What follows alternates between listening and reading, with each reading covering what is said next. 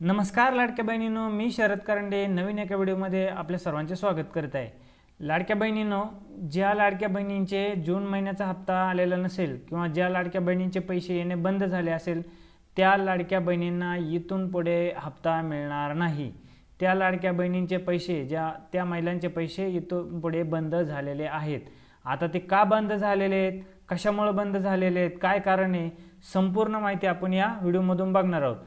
Video हा शेवटपर्यंत बघा म्हणजे तुम्हाला समजेल की कुठल्या कारणामुळे आपले पैसे बंद झालेले आहेत।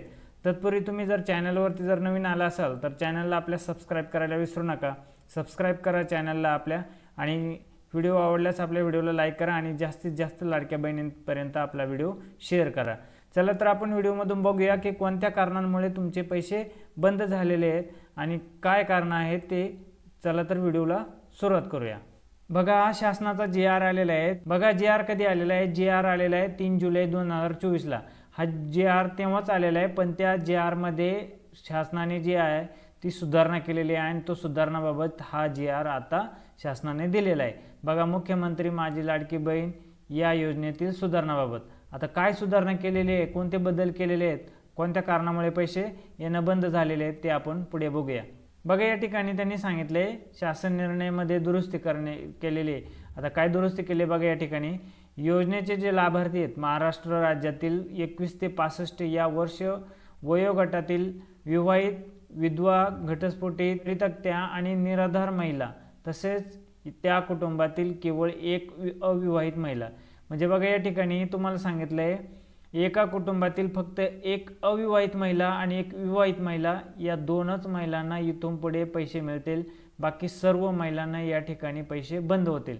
त्यांनी सांगितले त्या कुटुंबातील, आता कुटुंब म्हणजे काय तर समजून घ्या नीट। कुटुंब म्हणजे तुम्ही जे रेशन कार्ड दिलेले आहे, तुमचं ज्या रेशन कार्डमध्ये नाव आहे अशा रेशन कार्डमधील जेवढ्या महिला असतील त्या सर्व महिला एक कुटुंब म्हणून गणल्या जातात आणि त्या रेशन कार्डमध्ये असणाऱ्या सर्व महिलांपैकी एक विवाहित महिला आणि एक अविवाहित महिला असेल, या दोनच महिलांना या ठिकाणी पैसे मिळणार आहेत, बाकीच्या महिलांचे पैसे या ठिकाणी बंद केलेले आहेत। आता आधी सर्व महिलांनी या ठिकाणी फॉर्म भरले होते, सर्व महिलांनी या ठिकाणी फॉर्म भरून लाभ घेतला, सर्व महिलांनी या ठिकाणी पैसे घेतले आणि अचानक काही महिलांचे पैसे येणे या ठिकाणी बंद झालेत। तरी ते या ठिकाणी शासनाने सांगितले एका कुटुंबातील फक्त एक विवाहित महिला आणि एक अविवाहित महिला या दोनच महिलांना या ठिकाणी पैसे दिले जातील, बाकी सर्व महिलांचे पैसे या ठिकाणी बंद केले जातील आणि बंद झालेले सुद्धा आहेत।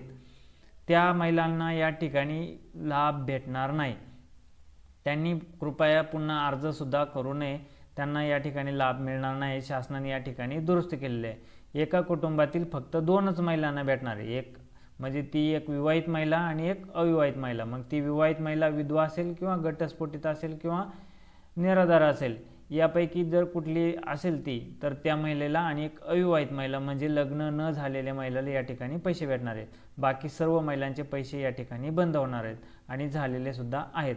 आता दुसरं कारण काय सांगितले बघा, या ठिकाणी दुसरी एक या ठिकाणी बदल केलेला आहे बघा। सदर लाभार्थी महिलेने शासनाच्या इतर विभागामार्फत राबवण्यात येणाऱ्या आर्थिक योजनांद्वारे दरमहा 1500 रुपये किंवा त्यापेक्षा जास्त रकमेचा लाभ घेत असेल, म्हणजे या ठिकाणी सांगितलंय शासनाच्या कुठल्याही योजनेचा 1500 रुपये किंवा 1500 रुपयापेक्षा जास्त योजनेचा लाभ घेत असेल महिला, तर त्या महिलांचे पैसे या ठिकाणी बंद केलेले आहेत। म्हणजे बघा या ठिकाणी संजय गांधी निराधार असेल किंवा श्रावणबाळ असेल किंवा इंदिरा गांधी असेल किंवा अजून अपंग असेल किंवा अजून दुसऱ्या कुठल्या योजना असेल, या योजनांपैकी सर्व योजनांना आता जवळपास 1500 रुपये दरमहा हप्ता शासनाकडून दिला जातो। तर या योजनांपैकी अजून कुठल्या दुसऱ्या योजना असेल ज्याच्यामध्ये 1500 रुपये आणि 1500 रुपयापेक्षा जास्त हप्ता या ठिकाणी मिळत असेल, तर अशा सर्व महिलांचे पैसे या ठिकाणी शासनाने बंद केलेले आहेत। आता तुम्ही म्हणशाल आमचे या ठिकाणी आम्ही या सर्व गोष्टीमध्ये, या सर्व पात्रतांमध्ये बसत नसून म्हणजे बसत असून सुद्धा आम्हाला या ठिकाणी पैसे येणं बंद झालेले आहेत।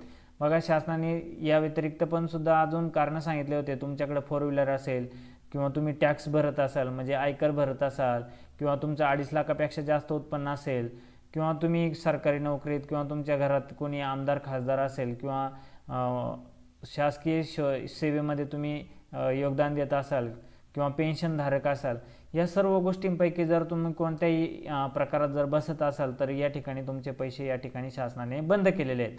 आता या सर्व गोष्टींमध्ये जरी तुम्ही बसत नसाल आणि तुमचे पैसे जर बंद केले असेल तर तुम्हाला या ठिकाणी वेबसाईटवरती जाऊन तुमची तक्रार दाखल करायची आहे. आम्ही या सर्व गोष्टींमध्ये पात्र असून सुद्धा आम्हाला या ठिकाणी पैसे बंद झालेले आहेत, तर आम्ही आमचे पैसे जे आहेत ते आम्हाला पुन्हा सुरू व्हावेत अशी नम्र विनंती. आता त्याचा व्हिडिओसुद्धा आपण आपल्या चॅनलवरती बनवलेले आहेत, त्यामध्ये तुम्ही जाऊन बघू शकता की कशा पद्धतीने आपण आपली तक्रार दाखल करू शकतो. तर तुम्ही त्या पद्धतीने तशी तक्रार तुम्ही दाखल करा. पण त्या व्यतिरिक्त जर तुम्ही या सर्व शासनाच्या नियम आणि अटीमध्ये बसत असाल तर या ठिकाणी तुम्हाला कुठल्याही प्रकारचा 1500 रुपयाचा हप्ता या ठिकाणी मिळणार नाही. त्या महिलांचे पैसे या ठिकाणी बंद झालेले आहेत. अतिशय महत्त्वपूर्ण अशी माहिती होती. आपल्या लाडक्या बहिणींपर्यंत जास्तीत जास्त ही माहिती पोहोचवा आणि आपला व्हिडिओ आवडल्यास आपल्या व्हिडिओला लाईक करा. धन्यवाद. जय हिंद, जय महाराष्ट्र.